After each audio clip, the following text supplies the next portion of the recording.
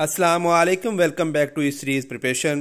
Urdu lecturer की तैयारी के लिए सवालात जो पूछे गए हैं उसका ये इंटरव्यू नंबर 36 है, जिसमें इससे पहले जो है हम अपने चैनल पर 1 से लेकर 35 तक वीडियो अपलोड कर चुके हैं।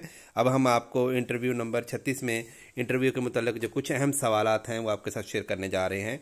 तो सवाल पूछा गया, लेक्चरार बनकर आप अदबी सरगर्मियों के लिए तलबा को कैसे तैयार करेंगे?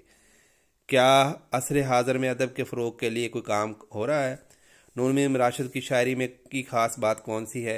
रोज़मर्रा और मुहावरे में क्या फ़र्क है? आप पाकिस्तान के किस अदीब से मुतासर हैं और उसकी वजह बताएं? गज़ल की सनफ़ को दूसरी असनाफ़ के मुकाबले में क्यों सराहा जाता है? एक अच्छे नकाद में कौन कौन सी खूबियाँ होनी चाहिए? इंशाइया और मज़मून में क्या फ़र्क होता है?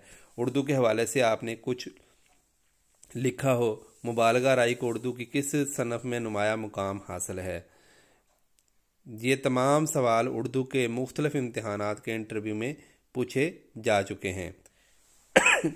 उर्दू लेक्चरार इंटरव्यू पे पूछने वाले मुश्किल सवालात ये भी हो सकते हैं कि साख्तियात और पस साखियात क्या है? जदीदियत और माँ बाद जदीदियत से क्या मुराद है? गालिब की शायरी उनके ज़माना में ज़्यादा मकबूल क्यों ना हुई? इल्लामा इकबाल बड़े शायर थे या फ़लसफ़ी? ये इनके बहुत मुश्किल तरीन सवाल हैं। इनके जवाबात आप तैयार करके जाइएगा और हो सकता है इसमें से भी कोई क्वेश्चन पूछे जा सकें। इल्लामा इकबाल फ़लसफ़ा वहदतुल वजूद के कायल थे या कि वहदतुल शहूद के? गालिब की शायरी आज तकरीबन 2 सदियों बाद भी इतनी मकबूल क्यों है?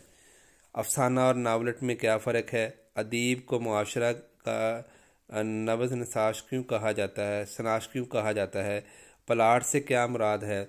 और रपूस ताज और सफ़रनामा में क्या फ़र्क है? शोरा को कुरान में भटके हुए या मुगालगा आराई करने वाले लोग क्यों कहा जाता है? क्या उर्दू ज़ुबान के बगैर पाकिस्तान तरक्की कर सकता है? अगला सवाल था कि कौन सी अदबी तहरीक से मुतासर हुए और क्यों? आपको कौन सा शायर पसंद है और क्यों?